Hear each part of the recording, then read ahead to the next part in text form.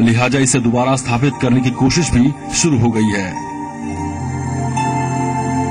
Colonel Ashok ने शंकराचार्य की समाधि दोबारा बनवाने का बीड़ा तो उठाया, लेकिन इस कोशिश में उनके सामने एक मुश्किल खड़ी हो गई है। दरअसल कर्नल अशोक ने समाधि के लिए शंकराचार्य के जन्मस्थल केरल के कालाडेज से मिट्टी मंगाई और फिर देश के दूसरे महत्वपूर्ण धार्मिक स्थलों से मिट्टी एकत्र करने का अभियान शुरू किया। लेकिन कर्नल का ये अभियान काशी में आकर फंस गया। कर्नल ने काशी विश्वनाथ मंदिर प्रशासन को पत्र लिखकर पूजा की अनुमति मांगी, साथ ही यहाँ की मिट्टी भी मांगी, लेकिन मंदिर प्रशासन ने इनकार कर दिया। मंदिर प्रशासन की दलील है कि काशी में मिट्टी आती है, मिट्टी जाती नहीं, क्योंकि काशी मोक्ष की नगरी है। आपको बता दें कि आदि गुरु शंकराचार्य का जन्म 2300 साल पहले हुआ था। शंकराचार्य ने ही भारत में 4 मठों की स्थापना की थी और केदारनाथ में जो समाधि बह गई थी वो भी उसी कालखंड का हिस्सा थी। बहरहाल अब जबकि शंकराचार्य की समाधि को दोबारा स्थापित करने के लिए काशी के विद्वानों ने अपनी दलीलों से पेच फंसा दिया है, तो सवाल ये खड़े होने लगे हैं कि क्या शंकराचार्य की समाधि दोबारा बनाई जा सकती है? समाधि बनाए जाने को लेकर धर्म क्या कहता है? समाधि बनाने की प्रक्रिया क्या है? जीवन और मरण को लेकर काशी की क्या महत्ता है? काशी विश्वनाथ से मिट्टी क्यों नहीं ली जा सकती? धर्म खासा संवेदनशील विषय होता है। ऐसा कई बार होता है कि धार्मिक व्यवस्थाओं की परिभाषा भी अलग अलग तरीके से कर ली जाती है, लेकिन इन सब के बीच आस्था के सवाल पर एकमत कैसे हुआ जाए, ये हमेशा ही बड़ी चुनौती बनी रहती है। आदि गुरु शंकराचार्य की समाधि को लेकर भी ऐसे ही कुछ सवाल खड़े हो गए हैं, जिनका जवाब सनातन संस्कृति के विद्वानों को मिल बैठकर तलाशना होगा। ब्यूरो रिपोर्ट, जी मीडिया। तो इस मुद्दे पर बात करने के लिए, चर्चा करने के लिए हमारे साथ 3 मेहमान हैं, उनका परिचय आप तक पहुंचा देते हैं। मेरे साथ नोएडा स्टूडियो में आचार्य अशोक द्विवेदी जी हैं, काशी न्यास परिषद के अध्यक्ष हैं। वहीं देहरादून से मेरे साथ पंडित भगवती प्रसाद थपड़ियाल जुड़ गए, धर्माचार्य है। वाराणसी से जितेंद्रानंद जी महाराज है, जो आवाहन अखाड़े के महामंडलेश्वर है। आप सभी मेहमानों को प्रणाम और स्वागत है आपका इस विशेष पेशकश में हमारे चैनल में। सबसे पहले चूंकि मैं बनारस चलती हूँ, बनारस में मैं बात कर लेती हूँ आचार्य जितेंद्र जी महाराज जी से। जितेंद्र जी, जिन्होंने 4 मठों की स्थापना करी, उनकी समाधि को लेकर इतना विवाद क्यों? देखिए, विवाद बनाना हो तो कोई भी विषय विवादित हो सकता है। शंकराचार्य जी अंतिम बार केदारनाथ के उस स्थल पर देखे गए थे, यहाँ तक निर्विवाद सत्य है, लेकिन वहाँ पर शरीर पूरा हुआ था, यह विषय आज भी विवादित है। इसलिए, और समाधि का जहां तक प्रश्न है, तो शरीर के पूरे होने के बाद अवशेष को ही तो समाधि में बदल सकते हैं। अगर यह मंदाकिनी की धारा में अथवा अलकनंदा की धारा में विलीन हो गया, तो फिर उस स्थल पर कौन सी मिट्टी ला करके, क्या कालड़ी की मिट्टी, काशी की मिट्टी, इस मिट्टी से समाधि? अरे स्मारक तो कहीं भी बनाए जा सकते हैं, स्मृतियां कहीं भी सजोई जा सकती हैं, लेकिन समाधि शब्द का अपमान नहीं करना चाहिए और धर्म को धंधे के रूप में परिभाषित करने की कोशिश किसी को भी करना चाहिए। अशोक द्विवेदी जी, जिस तरीके से महाराज जी कह रहे हैं कि स्मारक तो कहीं पे भी बनाए जा सकते हैं, इस धर्म को धंधे के तौर पे नहीं देखना चाहिए। चूंकि काशी न्यास परिषद के आप अध्यक्ष हैं, चिट्ठी आपके पास जाएगी, तो आप इस पर किस तरीके से समस्या का हल करना चाह रहे हैं? भाई समाधि तो बननी ही बननी है। देखिए, फेथ फाउंडेशन के द्वारा चिट्ठी हमारे पास आई है और ये न्यास परिषद को इंगित है। मैं काशी का निवासी हूँ और मुझे परंपराओं का, विधि का, कर्मकांड का, धर्मशास्त्र का मैं विद्यार्थी हूँ और उसी के कारण हम इस पद पर आए हुए हैं। जहां तक काशी विश्वनाथ मंदिर न्यास परिषद कोई भी पत्र आते हैं, किसी प्रकार का पत्र आता है, वो अविधि पूर्वक हो या विधि पूर्वक हो, उसको न्यास परिषद तय करती है। हमारे न्यास परिषद में परम पूज्य श्रृंगेरी महाराज जगतगुरु शंकराचार्य हमारे यहाँ पदेन मठ सदस्य है जी। तो सबसे पहले डॉक्टर कर्नल अशोक जी को श्रृंगेरी के महाराज शंकराचार्य को पत्र देना चाहिए था। अस्तु, दूसरी बात मैं कहना चाहूंगा कि भारत के 4 शंकराचार्य या 5 शंकराचार्य जो भी हैं, कांची के, गोवर्धन के, सभी शंकराचार्य के मठ काशी में विद्यमान है। उनके प्रबंध भी चलते हैं। वहां के 4 शंकराचार्यों के प्रबंध कमेटी के द्वारा कोई पत्र न्यास परिषद को प्राप्त नहीं हुआ। नहीं, अगर मिलेगा तो आप क्या करेंगे? नहीं, समाधि तो बनानी है। देखिए, सनातन धर्म दो मार्ग से चलता है। पहला मार्ग है पद्धति। जैसे एक सन्यासी को बनने के लिए एक सन्यास पद्धति है, एक सन्यासी को समाधि देने के एक अंत्येष्टिकृत कर्म पद्धति है। तभी वो जल के पास है तो जल समाधि होती है, हाँ। और जल नहीं है तो भू समाधि होती है। हाँ। जंगल में साधु का ब्रह्मलीन साधु हो गए तो वहां उनकी वो नीचे भू समाधि होती है। हमें समाधि पर विवाद नहीं है और न संवाद है, न हमें कुछ कहना है। हम ये कहना चाहेंगे कि जब से हम पैदा हुए हैं काशी में, अपने बुजुर्गों से, पूर्वजों से, गुरुजनों से यही जानता हूँ कि काशी की मिट्टी बाहर नहीं जाती।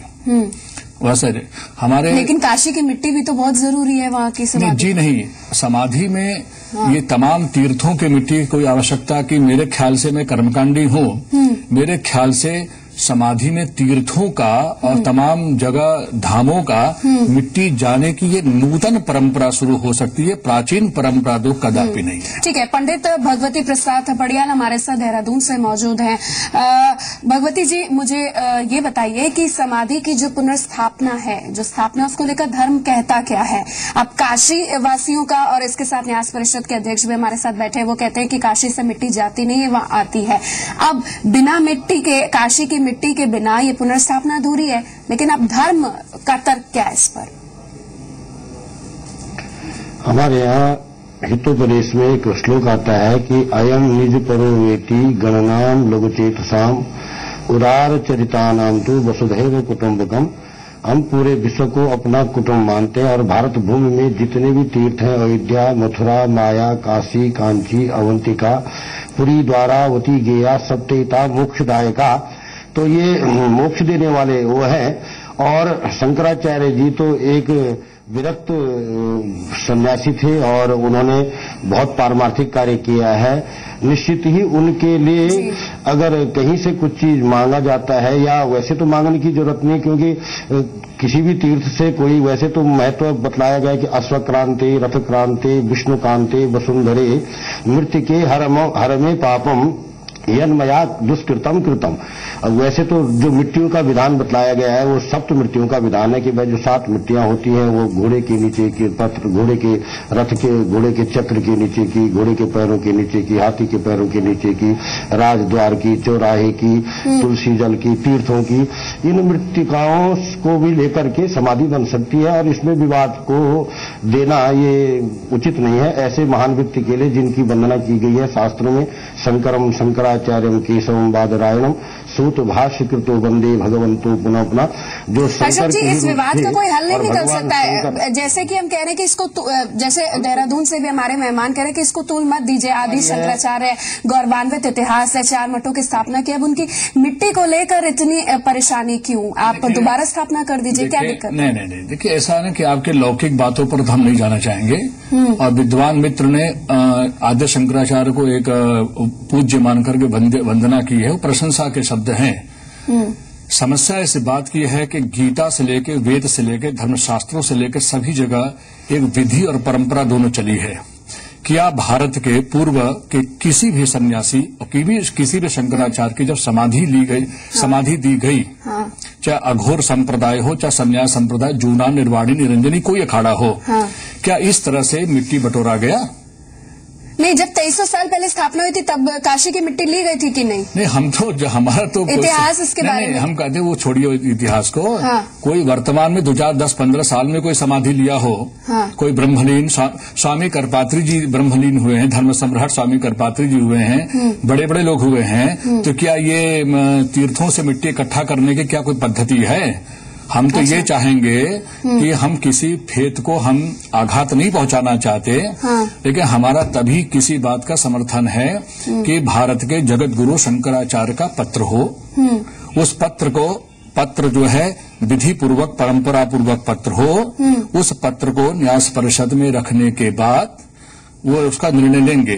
लेकिन हम किसी गलत परंपरा और गलत विधि का मेरे द्वारा तो समर्थन नहीं हो सकता। ठीक है, तो न्यास परिषद गलत विधि की बात कर रहा है और कह रहा है कि परंपरा का वो पालन किया जाएगा, वो शंकराचार्य की बात कर रहा है। लेकिन जो 2300 साल पुरानी जो ये स्थापना की गई थी, अब जब ये हिमालयन सुनामी में बह गई, अब इसकी पुनर्स्थापना हो पाएगी या नहीं, विवाद लंबा है और मामला आदि गुरु शंकराचार्य से जुड़ा है, आस्था से जुड़ा है, धर्म से जुड़ा है और इससे किसी तरीके की राजनीति और किसी तरीके की भौतिक चीजों में ना बंधना पड़े। उम्मीद ये करते हैं कि एक समन्वय के साथ बेहतर हल निकलेगा। इस पर और भी जो प्रक्रियाएं हैं, हमारे तमाम सम्मानित अतिथि हैं, उनसे उनकी राय लेंगे कि कैसे इसका हल हो, कैसे पुनर्स्थापना हो। फौरन लौट रहे, बने रहिए हमारे साथ।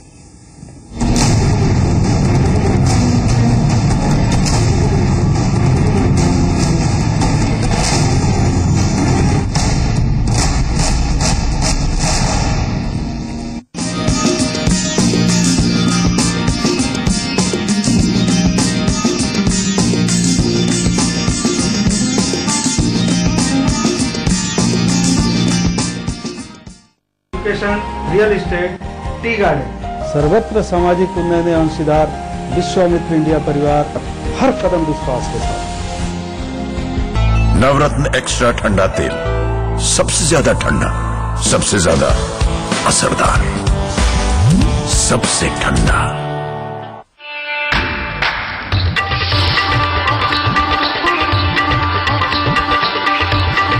जगत रॉयल बासमती, रॉयल्टी का एहसास। थम्स अप खत्म। एक तूफान खत्म तो दूसरा शुरू मेरी जान।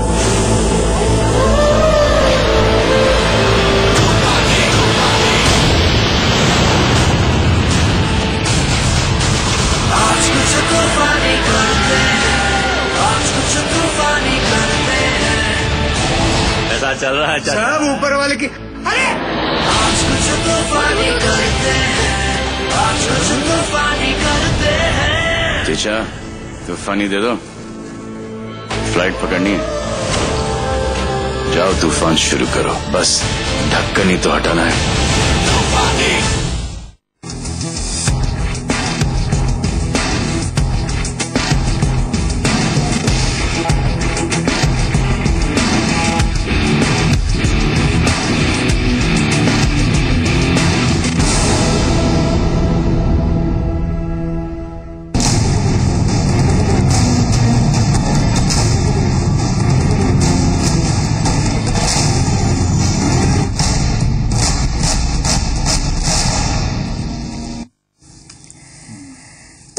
एक साल पहले मंदाकिनी नदी की लहरें कई महत्वपूर्ण स्थलों को लील गई, जिसमें आदि गुरु शंकराचार्य की समाधि भी थी। अब उसे दोबारा बनाने की मांग है फेथ फाउंडेशन की ओर से, लेकिन न्यास परिषद कह रहा है जो काशी की मिट्टी मांगी जा रही है वो हम दे नहीं सकते, क्योंकि काशी की मिट्टी जाती नहीं है, यहाँ आती है और परंपराओं का पालन करना चाहिए। कोई एक लिखित चिट्ठी जो शंकराचार्य या जो तय अधिकारी हैं वो ही लिखे, तब उसको पूरी तरीके से कंसिडर किया जाएगा, संज्ञान लिया जाएगा। कर्नल ने काशी विश्वनाथ मंदिर प्रशासन को पत्र लिखकर पूजा की अनुमति मांगी है, साथ ही यहाँ की मिट्टी भी मांगी है, लेकिन मंदिर प्रशासन ने इनकार कर दिया है। अब अपने जवाब में मंदिर प्रशासन ने दलील दी कि काशी में मिट्टी आती है, जाती नहीं है, क्योंकि काशी मोक्ष की नगरी है। और इसके अलावा मंदिर प्रशासन ने तर्क ये भी दिया है कि ऐसी मान्यता है कि काशी इस पृथ्वी का भाग न होकर पवित्र कैलाश का भाग है। प्रलयकार के समय भगवान शंकर के त्रिशूल पर टिका हुआ काशी भूभाग कैलाश में जाकर मिल जाता है। हालांकि मंदिर प्रशासन ने दर्शन पूजन में कोई व्यवधान नहीं होने की बात कही है। मंदिर प्रशासन ने साफ कहा है कि पूजन के लिए पूरी सुविधा सहयोग मुहैया कराया जाएगा। मंदिर प्रशासन की तरफ से ही बात कर रहे थे। अशोक जी, आपसे इस पर बात करेंगे, लेकिन सबसे पहले मथुरा के धर्माचार्यों का क्या इस पर मत है पुनर्निर्माण को लेकर, वो भी सुन लेते हैं। जी देखिए, इसे कोई विवाद का विषय नहीं बनाना चाहिए। जब भगवान शंकर 4 पीठें हैं और उनके शंकराचार्य आज भी विद्यमान हैं, अपने हमारे श्रद्धा के विषय है वह, तो अगर भगवान शंकर की नगरी काशी के संबंध में यहां तक कहा गया है कि काशी जी के कंकर और सबके सभी शंकर, आप उसे किसी राजनीति के तहत वहां से मिट्टी लेकर के आते हैं तो मना भी है, हाँ भी है, ना भी है। लेकिन आप ये विचार करिए, क्या भगवान शंकर केदारनाथ में वो शंकर तत्व नहीं है? जहां पर केदारनाथ में भी शंकर हैं, काशी में भी शंकर है, जहां से आपको सहज प्राप्त हो जाए वहां से लीजिए। किसी की मान्यता को ठेस पहुंचाना भगवान शंकर का कभी लक्ष्य नहीं रहा है। अशोक द्विवेदी जी, मंदिर प्रशासन को आपत्ति किस चीज की है? फेथ फाउंडेशन ने इस पहल की शुरुआत की इसीलिए या फिर मिट्टी नहीं देनी है इसलिए? देखिए, मंदिर प्रशासन को तो इसमें लाइए मत। मंदिर प्रशासन मंदिर अधिष्ठान होता है और वहां उन्होंने फेथ फाउंडेशन द्वारा अध्यक्ष के नाम से पत्र आया है, जो कि मैं आपके सामने प्रस्तुत हूँ। हाँ। मेरा ये कहना है कि हमारे जगतगुरु शंकराचार्य स्वामी श्रृंगेरी महाराज हमारे आजीवन न्यास परिषद के आशीर्वाद रूप में सदस्य हैं। तो श्रृंगेरी महाराज हो, कांची महाराज हो, गोवर्धन पीठाधीश्वर हो, जगतगुरु शंकराचार्य ज्योतिर्मठ हो, तो ये देखा जाए कि समाधि बनाने के जो हमारे चार भारत के जो शंकराचार्य मेरे पूज्य लोग हैं, वह पत्र लिखे न्यास परिषद को अपनी पद्धति और विधि के अनुसार। यदि महाराज शंकराचार्य का पद्धति और परंपरा का उल्लेख करते हुए पत्र आता है तो न्यास परिषद विचार करेगी। अभी जल्दी आनंद फानन में कोई आज ही 8-20 आदमी पहुंच जाएं, आज ही उनको माला पहना दें, आज ही उनको मिट्टी दे दें, तो वो उस पर विचार तो अभी मैं नहीं कर सकता।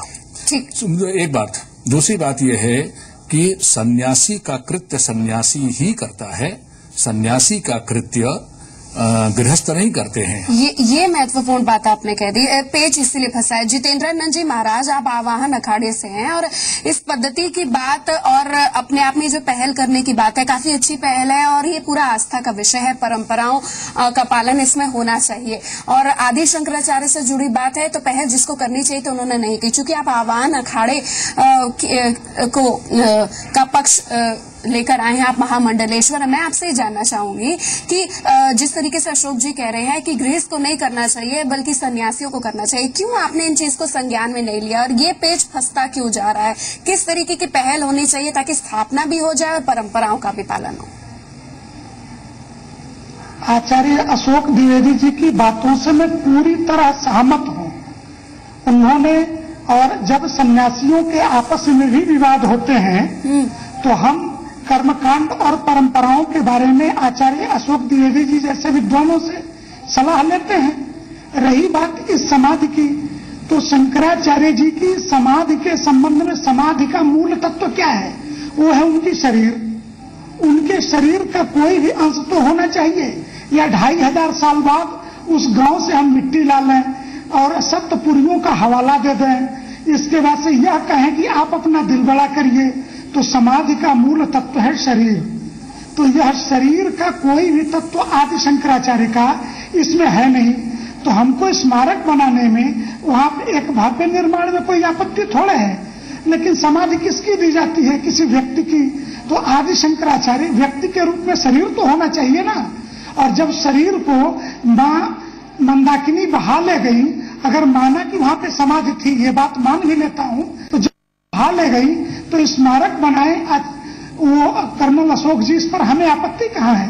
आपत्ति तो इस बात पे है कि हम सन्यासियों के क्रिया कर्म और समाधि की बात भी, अब ये गृहस्थ और ये कुछ अलग टाइप के लोग हमें कि दिल आप बड़ा करिए, तो इसका तो यही होगा। दिक्कत तो ये है ना कि गृहस्थ एक आगे आप सन्यासियों को भी तो आगे आना चाहिए।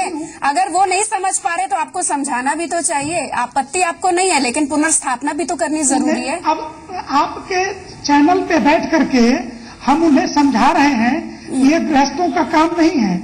आचार्य अशोक द्विवेदी जी पूरी विधि और परंपरा काशी विद्वत परिषद का वैदुष्य सामने रख रहे हैं, काशी का कि पूरे कर्मकांड की परंपरा को बता रहे हैं। इसके बाद भी वो मथुरा के विद्वान थपलियाल जी और अशोक जी को अगर समझ में, कर्नल अशोक जी की समझ में बात नहीं आती, ये हम सन्यासियों का काम। ठीक है भगवती प्रसाद जी, क्या समाधि बनाई जाएगी? उम्मीद है आपको कि किसका हल निकलेगा? देखिए जी, वो जो अभी हमारे वक्ता जो बोल रहे हैं अशोक जी ने तो बहुत अच्छी बात बतलाई है कि सन्यासियों का कर्म, जितने भी उनकी जो क्रिया होती है, विधि, सब वो सन्यासी को ही करनी चाहिए। और उनके उत्तराधिकारी हैं ही शंकर के, शंकराचार्य पद के जितने भी शंकराचार्य हैं, हमारे चारों पीठों के पूजनीय वंदनीय शंकराचार्य, वो इसमें मार्गदर्शन करें।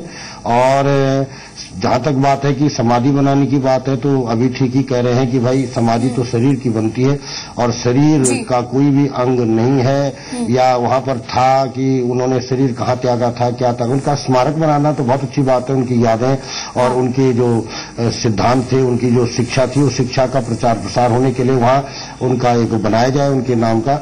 लेकिन समाधि तो शरीर की होती है और शरीर तो है नहीं, अब किसकी समाधि बनाएंगे। अब इतने तर्क निकल आए एक पुनर्स्थापना को लेकर, अब इतनी परंपराओं की बात की जा रही, तर्क निकल रहा है, लेकिन आम आस्था का, अशोक जी, आम आस्था का किस तरीके से ध्यान रखा जाएगा?